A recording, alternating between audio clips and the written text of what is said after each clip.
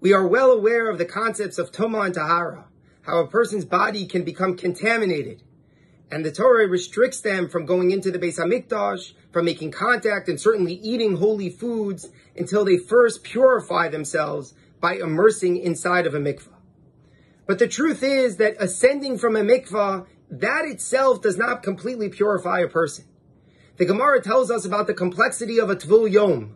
A Tvul Yom means that after a person ascends from that immersion, they cannot immediately go and eat truma or go to the Beis HaMikdash.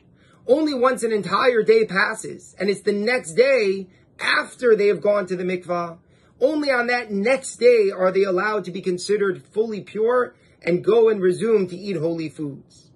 And the concept that the Torah is introducing is that purity is not something that comes immediately with the effect of immersion. Immersion is part of a process. It's what we do to purify ourselves. But the effect of purity is not felt immediately. There are still certain vestiges of tumah which remain impressed upon the person's body. And until there is a new day, a new context, those remains of the tumah still restrain a person from making contact with holy items. When it came to receiving the Torah at Har Sinai, the Torah says specifically that the Jews had to be tahar. They had to collectively be in a state of purity. And for that reason, there were days of preparation leading up to Matan Torah, where the Torah restricts relations between husband and wife, because the act of relations would contaminate the couple, and they wouldn't be fully pure in order to receive the Torah. However, the Gemara makes a point of saying that Re'uyin hayu tvule yom lakabel es haTorah, that a tvul yom, someone who had gone to the mikvah, but still had certain remains of tumah on their body, and was waiting until the day would pass to be fully pure, such a person who is restricted from eating truma or going to the Beis HaMikdash, they are still somewhat tameh. Such a person was absolutely fit to stand at Har Sinai and accept the Torah. And not only was the person in a sense theoretically fit, if we look at how much time was allotted in order to prepare, it almost seems that the Torah is welcoming the Tvul Yom to stand at Har Sinai. HaKadosh Baruch Hu could have given us an extra day to prepare and make sure that there wouldn't be a possibility of having that Tvul Yom stand at Mount Sinai. But HaKadosh Baruch Hu said no. Re'uyin hayu tvule yom lakabel es haTorah.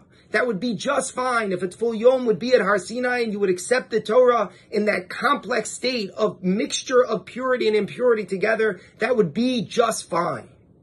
And what is behind that? Why is it that the Torah does not demand total purity for us to stand in front of Har Sinai? This is the great revelation, the greatest moment here in Jewish history when all of Klal Yisrael is accepting the Torah. Shouldn't we be fully pure in that moment? And perhaps the answer is so simple.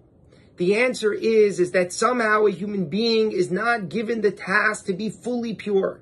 We do what we can do. We go to the mikvah. We prepare mentally, physically, and emotionally to accept the Torah. But sometimes, even with all that preparation, we don't feel perfectly pure. We're still waiting for the day to pass. We're waiting for a new opportunity. We wish a new time and a new context where we could absolutely be that person that we dreamed of being. But we're not there. And we've gone to the mikvah and still we don't feel totally pure.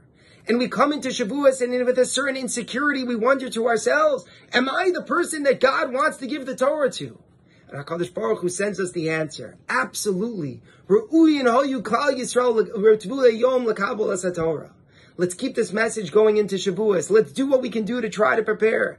And even if we're not sure if we're fully pure, and we wonder about that complexity of purity, of impurity mixing together, that's exactly who God wants to receive the Torah.